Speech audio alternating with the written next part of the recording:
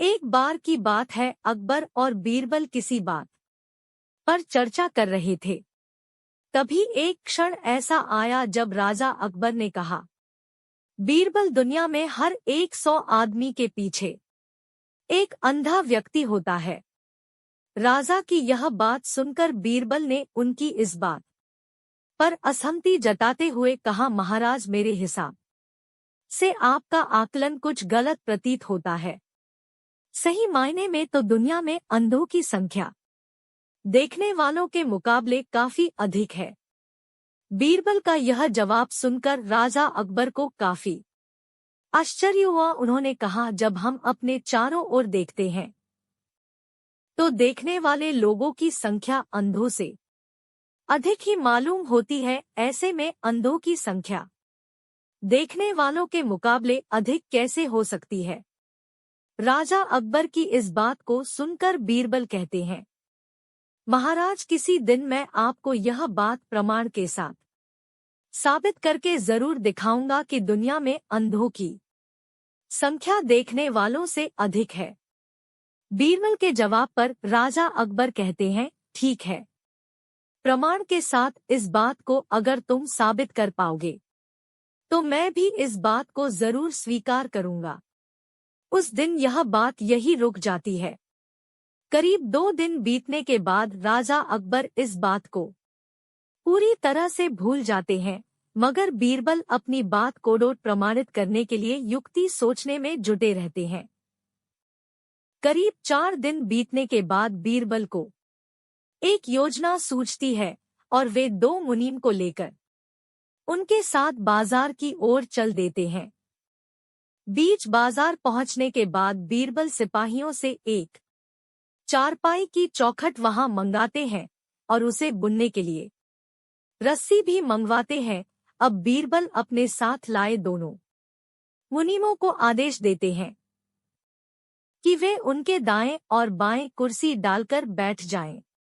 साथ ही इस बात का ध्यान रखें कि दाएं बैठने वाले मुनीम उनके राज्य में मौजूद अंधों की सूची तैयार करेंगे और बाएं बैठने वाले मुनीम देखने वालों की सूची। बीरबल का आदेश मानते हुए दोनों मुनीम अपना काम करने के लिए कमर कस लेते हैं और बीरबल चारपाई बुनने का काम शुरू कर देते हैं। बीरबल को बीच बाजार चारपाई बुनते देख धीरे धीरे वहां लोगों की भीड़ जमा होने लगती है। उस भीड़ में से एक आदमी अपने आप को रोक नहीं पाता है और वह बीरबल से पूछ लेता है, आप ये क्या कर रहे हैं?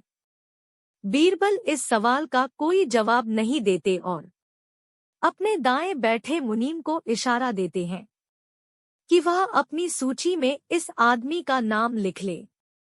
जैसे जैसे समय बीतता जा रहा था, आने वालों की संख्या बढ़ती जा रही थी और आने वाले सभी लोग अपनी उत्सुकता को शांत करने के लिए बीरबल से यही पूछ रहे थे कि वे यहाँ क्या कर रहे हैं।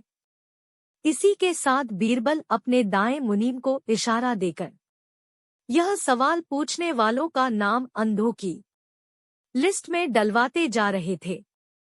तभी अचानक वहां एक आदमी आता है जो बीरबल से पूछता है कि इतनी धूप में बैठकर आप चारपाई क्यों बन रहे हैं? तब भी बीरबल कुछ नहीं बोलते हैं और बाएं बैठे मुनीम को यह सवाल पूछने वाले का नाम देखने वालों की सूची में लिखने का इशारा देते हैं। यह सिलसिला ऐसे ही चलता रहता है और धीरे धीरे पूरा दिन निकल जाता है। तभी इस बात की जानकारी राजा अकबर को होती है और वे भी माजरा समझने के लिए बाजार पहुंच जाते हैं, जहां बीरबल चारपाई बुनने का काम कर रहा था।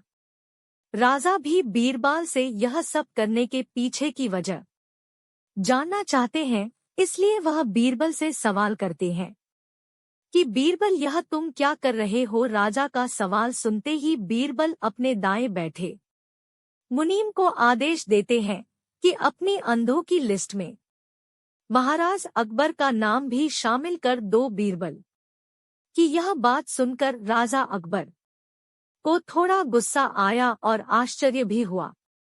राजा अकबर ने कहा, बीरबल, मेरी आंखें पूरी तरह से ठीक हैं और मैं सब कुछ अच्छी तरह देख सकता हूँ।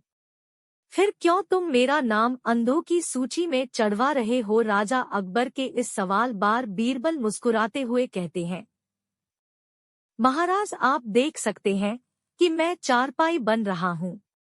फिर भी अपने सवाल किया कि मैं क्या कर रहा हूँ। अब महाराज, ऐसा सवाल तो एक अंधा व्यक्ति ही पूछ सकता है।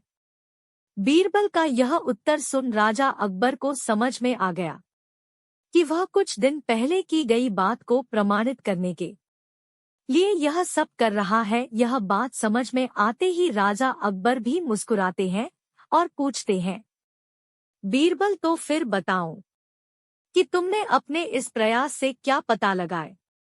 बताओ, देखने वालों की संख्या अधिक है या अंधों की? राजा के सवाल पर बीरबल जवाब देते हैं, महाराज, मैंने जो कहा था वही बात सच निकली कि दुनिया में देखने वालों के मुकाबले अंधों की संख्या ज्यादा है।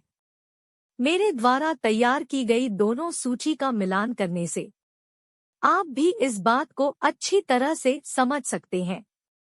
बीरबल का उत्तर सुनकर राजा अकबर जोर से हंसते हैं और कहते हैं, बीरबल, तुम अपनी बात को साबित करने के लिए कुछ भी कर सकते हो। कहानी से सीख। अकबर बीरबल अंधे बाबा की इस कहानी से यह सीख मिलती है कि दिखाई देने के बाद भी मूर्खतापूर्ण सवाल करने वाला व्यक्ति किसी अंधे के समान ही होता है। Posted bye कहानीबाज। फ्रेंड्स, आपको ये कहानी कैसी लगी? आप अपने कमेंट्स के द्वारा हमें अवश्य बताएं। कहानी पसंद आने पर लाइक और शेयर करें। ऐसी ही कहानी के लिए हमें सब्सक्राइब कर लें। थैंक्स।